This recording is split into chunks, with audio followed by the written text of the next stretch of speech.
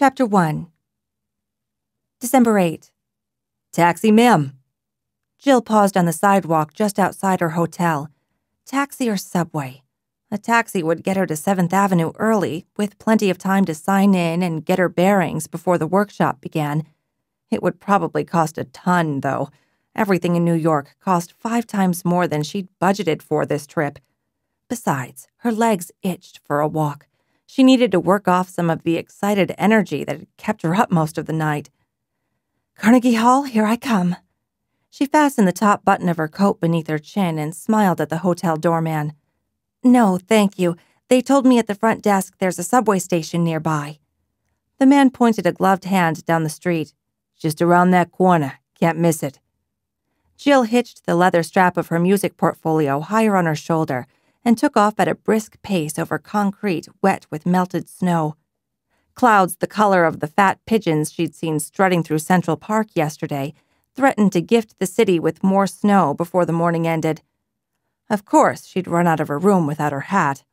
She shot an "I dare you to snow on my parade" grin toward the sky. Steam rose in thick ribbons from gutters to pollute her airspace with unpleasant underground odors, which she ignored. Yellow flashed in the corner of her eye, and a taxicab sped past, spraying the sidewalk with dirty slush. A few heavy drops hit her left pant leg.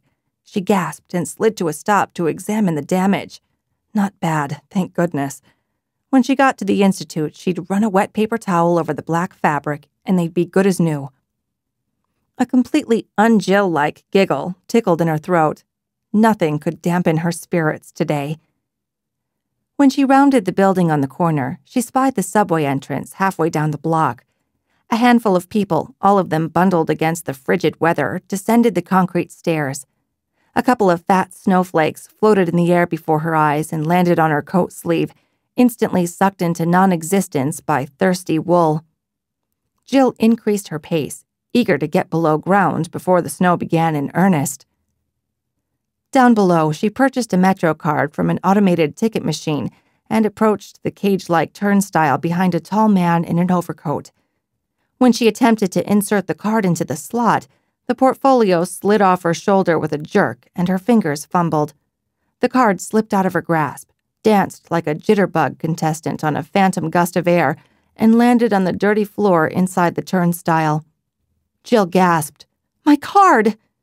The tall man turned and appraised her predicament in a second. "Allow me." He retrieved the card and handed it across the thick metal bar with the courtly flourish of a gentleman returning a lady's handkerchief. Kind, dark eyes caught Jill's and sparked with something. She found herself smiling, drawn by his charming, old-fashioned courtesy. "Thank you."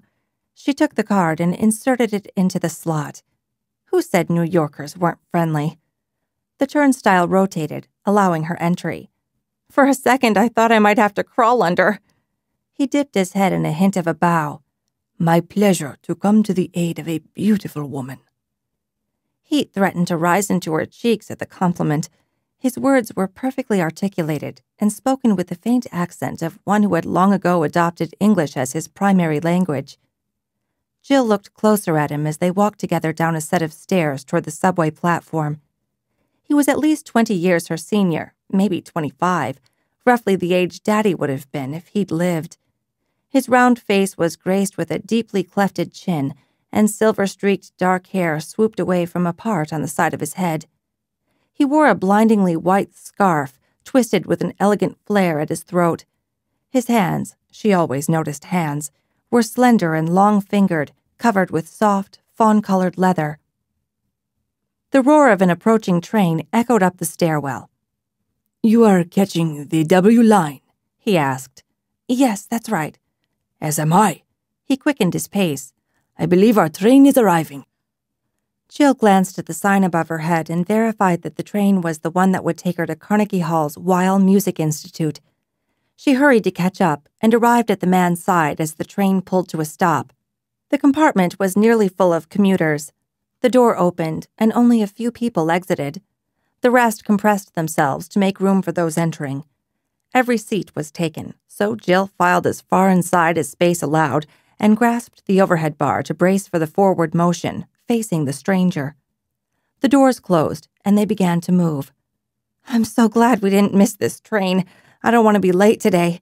She snapped her mouth shut. What was the matter with her, babbling like an idiot? She must be more nervous than she realized. Well, if she was, then who could blame her? Today was probably the most important step she'd ever taken in her career. To study with masters, no, with legends of modern classical music, was a dream come true. This week-long workshop would culminate in an evening that she'd dreamed of since she was 7 years old and first placed her fingers on the silky keys of a piano. She would play Carnegie Hall. Okay, just a recital, not a real performance, but it was an important step, and one day she would headline one of the famous Carnegie Hall concerts herself. "You have an important meeting, yes?" He nodded toward the portfolio hanging from her shoulder. "Sort of. I'm attending a music workshop this week." A delighted smile lit his features. Even white teeth appeared between the generous lips. "You are a pianist." Jill's mouth dropped open. "How did you know?" "I suspected the moment I saw you." He straightened to his full height, his chin tilted upward.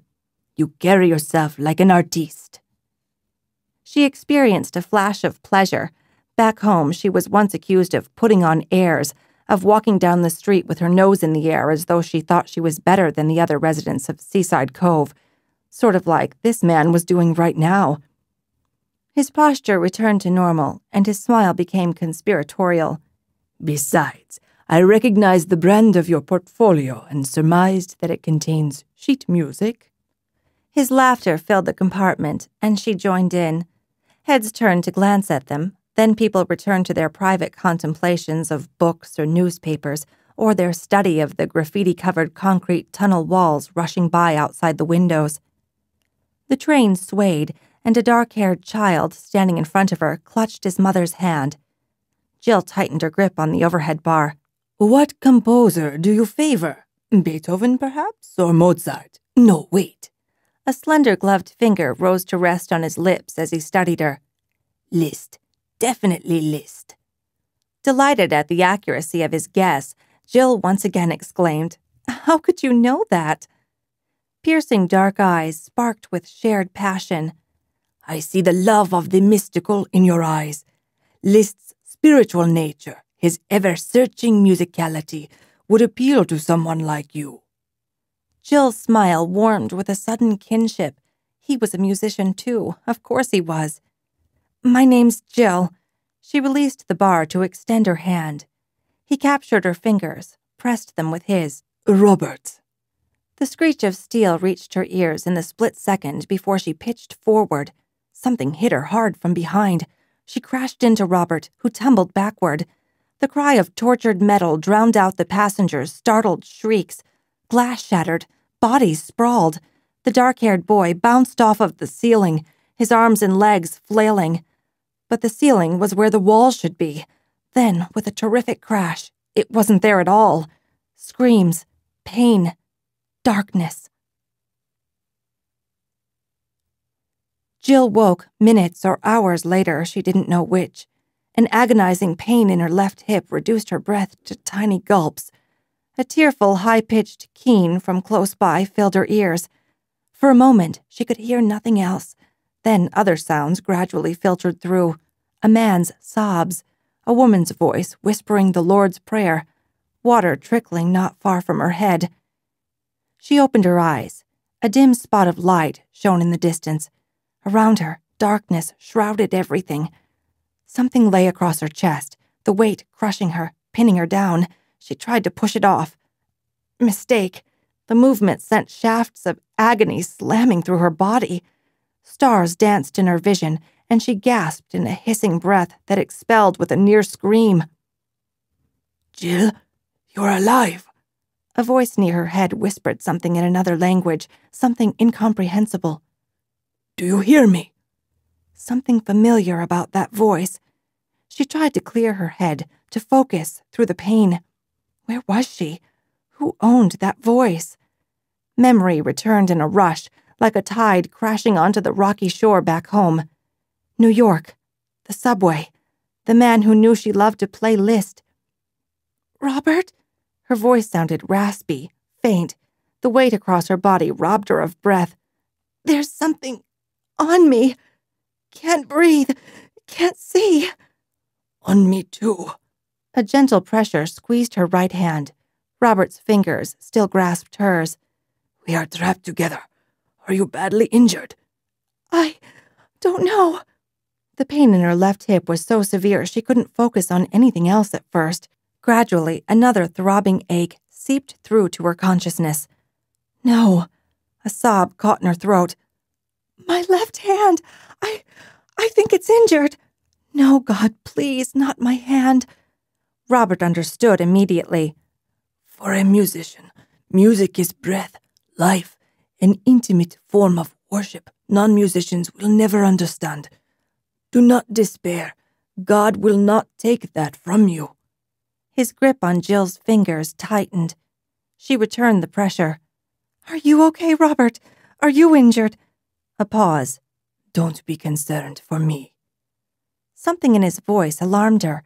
His hand squeezed hers once more, then loosened.